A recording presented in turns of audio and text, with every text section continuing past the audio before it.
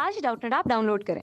Doubtnut पर अपने सभी गणित, रसायन विज्ञान, भौतिक विज्ञान और जीव विज्ञान के डाउट्स का करो सफाया।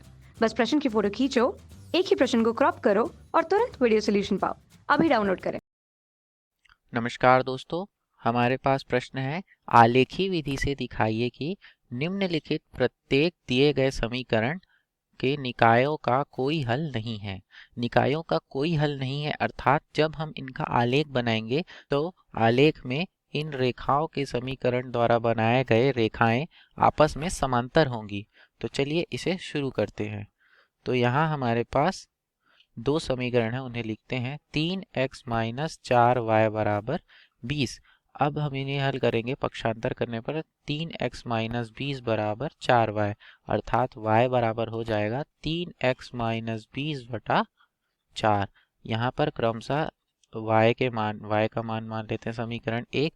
इस समीकरण में क्रमशः x का मान 0, 1 और 2 रखने पर तो चलिए इसका मान रखते जाते हैं। यहाँ पर हमें x के अलग अलग मानों के लिए y का अलग अलग मान में प्राप्त होगा।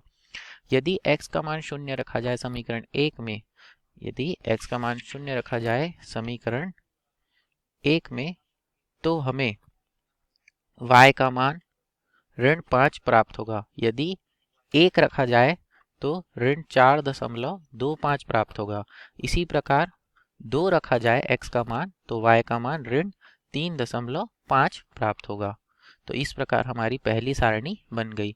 तो दोस्तों हमने पहली सारणी बना ली है। अब दूसरी समीकरण की सहायता से हम पुनः दूसरी सारणी भी बना लेते हैं। तो दूसरी समीकरण के लिए हम लिख लेते हैं, समीकरण को पहले लिख लेते हैं। ये हो जाएगा 6x minus 8y 6x minus 8y बराबर ऋण 40। इसे पक्षांतर ये हो जाएगा, इसे इस तरह पक्षांतर कर देंगे तो 6x धन 40 बराबर 8y।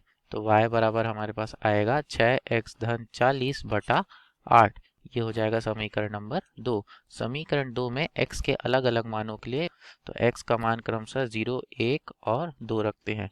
तो x का मान जब 0 रखेंगे तब समीकरण 2 से y का मान 5 आएगा, क्योंकि 8 पंचे 40। जब x का मान 1 रखेंगे तो 40 बटा 8 मतलब इसका मान आ जाएगा 5.75।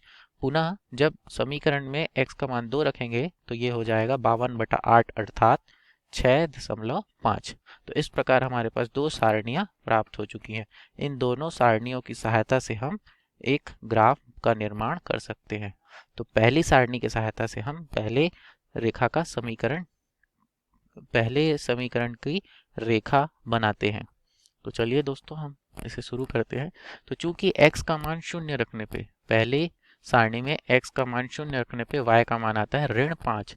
तो ऋण 5 को बिंदु लगा लेते हैं। दूसरा, x का मान 1 रखने पे y का मान क्या आया है ऋण 4.25, यानी ऐसा कहीं पे एक बिंदु प्राप्त होगा ऋण 4.25। पुनः x का मान 2 रखने पे हमारे पास x का मान 2 रखने पे क्या है 3.5। तो 3.5 यहाँ कहीं पे आ जाएगा। इस प्रकार हमारे पास 3 बिंदु प्राप्त हुए। इन तीनों बिंदुओं से होती हुई एक रेखा का निर्माण करते हैं, जिससे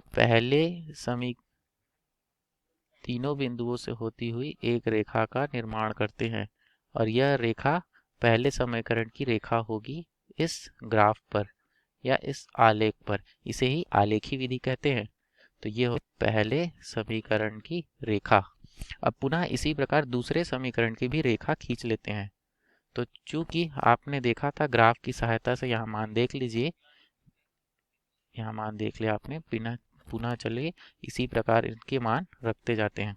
तो दूसरे सारणी की सहायता से x का मान जब हम 0 रखते हैं तब y का मान प्राप्त होता है 5। इसे बिंदु में निरूपते हैं।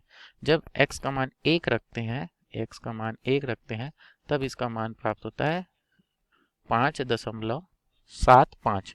जब पुनः हम ऐसे ही जब x का मान हम 2 रखते हैं तब यह मान प्राप्त होता है लगभग 6.5। आप इसे ग्राफ पेपर पे कीजिएगा, इससे आपको बिल्कुल सटीक आंसर प्राप्त होंगे।